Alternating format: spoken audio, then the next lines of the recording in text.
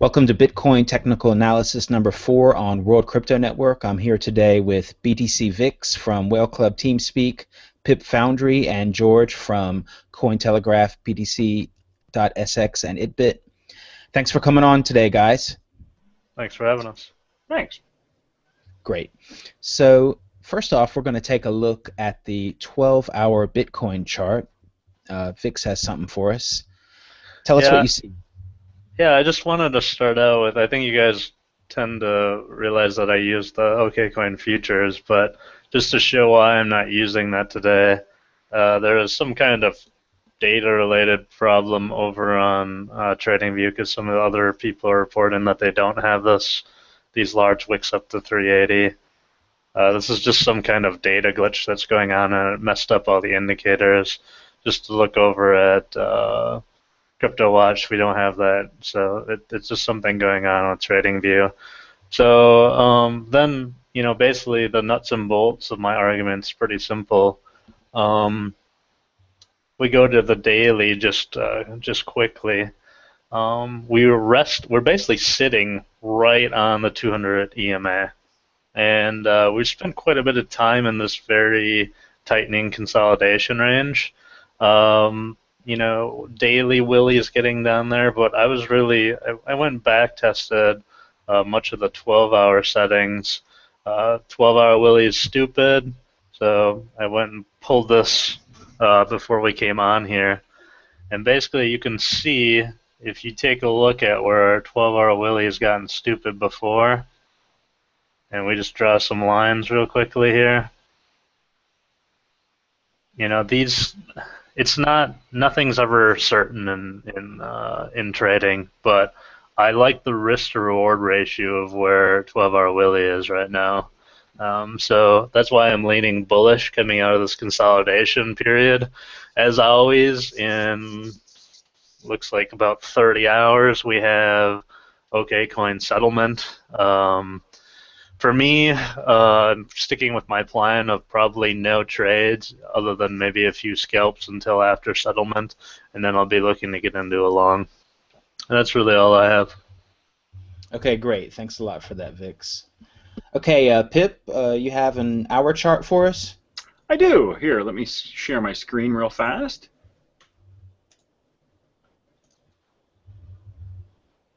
I believe you got it right there.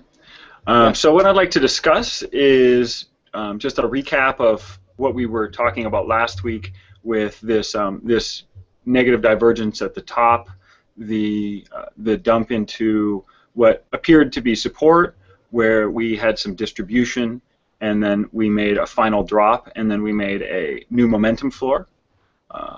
We are now holding that floor and accumulating right here. Current support is around the 270 level. Prior resistance in the breakout that we had to the top at 320 or so, 316. And then what we had yesterday was a nice capitulatory leg where previously there weren't a lot of sells at this bottom area where people would find as an attractive place to accumulate. So this gave people an opportunity to purchase if they were wanting to do so. It was a good meeting of the minds. And what resulted out of that was a bullish divergence, and we still have bullish momentum out of that result. So what I'm going to do is I'm going to continue to look for longs. My previous tweet saying to accumulate at the 275 level seems to be good. So that's really all I have. I think that we're going to find our cap off of this wherever it is. But it needs to break current resistance where I've got it noted at both 278, 282, 283, 287, and 295. So a lot of resistance to break, but we're accumulating. That's it. Okay, thanks a lot for that, Pip. Okay, George, are you ready to show us? Yeah, I'm ready. I'm here. Because your screen share is sharing the Hangout right now, so you need to switch over to your tab. Yeah, sure. Okay, great. Yep, thanks. Okay, cool. So thanks for having me on, and today I'm going to talk about Bitcoin and commodities and the US dollar, really. And I'm going to get my contrarian hat on about commodities and say that I think it's about time that they bottomed in here. But I just wanted to show a chart first of Bitcoin outperforming pretty much everything else since the beginning of June. So on this chart, I overlay it with gold, the dollar, the S&P, natural gas, oil, and the Shanghai. But we've talked about this many times about the relationship between the Shanghai and Bitcoin, and also between the U.S. dollar and Bitcoin. So if I take this chart and I pull it back, going back to September timeframe, actually August timeframe, that's when the U.S. dollar really started to get strong, and that's when the Bitcoin price really started to come down a lot, and that's also around the same time that the Shanghai started to take off. So it's just interesting to note that these things that we've talked about for a while were working, and the U.S. dollar is starting to get strong again. So it'll be interesting to see how the Bitcoin price relates with that. But I just want to pull out a couple other things as well and show you a chart of gold in the U.S. dollar. The reason why a lot of these relationships work the way they do is because there's a negative correlation between the U.S. dollar and commodities, and there's always a debate going on of, is Bitcoin a commodity, is it a currency? Well, it's both, maybe it's one or the other, but in reality, the thing that we look at as traders is that it does have a negative correlation with the U.S. dollar. This is gold versus the U.S. dollar, and as everyone's known lately, gold has been getting hammered, and that's really because the dollar's been strengthening, but it's really more of an interest rate rise perception in the United States and recovery, and gold is super interest rate sensitive. But I just want to show how this looks. The solid line is gold versus the dollar, and obviously you can see there's the correlation coefficient at the bottom shows this negative correlation of about negative 0.8 to 1, so it's a pretty strong relationship. Here's a chart. Here's a chart, a 5-year chart of commodities, just showing them getting absolutely hammered during this whole entire recovery period.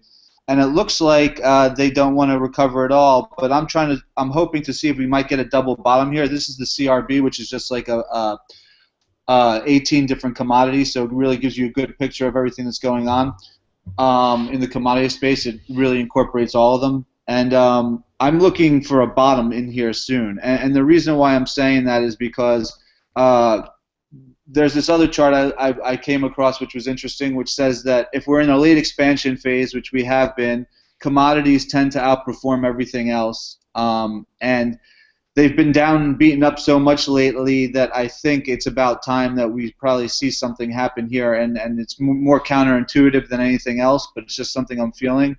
That they'll have a run, and it might be just because the rate rise happens in the U.S. And everyone thinks that they're going to continue to go lower, and they just can't possibly go any lower, or maybe there's more of a growth story than anyone knows about, or maybe some kind of inflation story. But that's really what I have. And then this is just the last since 1993, the S&P versus commodities, and if you see in the last 10 years, I mean, they've just diverged tremendously, and it's really bizarre activity. But yeah, I guess that's really my conclusion. Really is, I think, more than anything else, is that Bitcoin seems to be moving up, and I think some of these commodities are going to follow that as well. And I don't think there's any kind of correlation between the two, but maybe a causation of some sort, and it could just be this whole U.S. dollar interest rate trade, or something else along those lines. Anyway, that's all I have.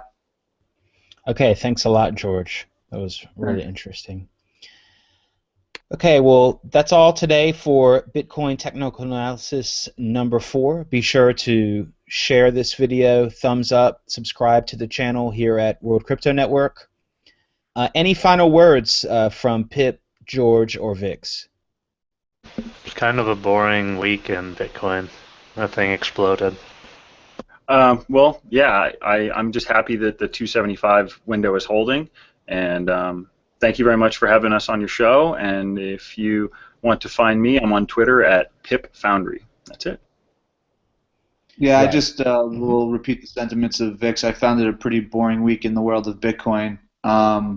So hopefully there's a little more excitement, and like these guys are saying, this level here holds, and we go higher.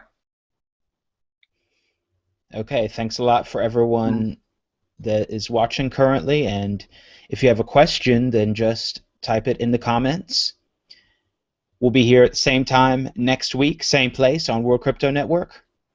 Thanks for watching, and see you next week.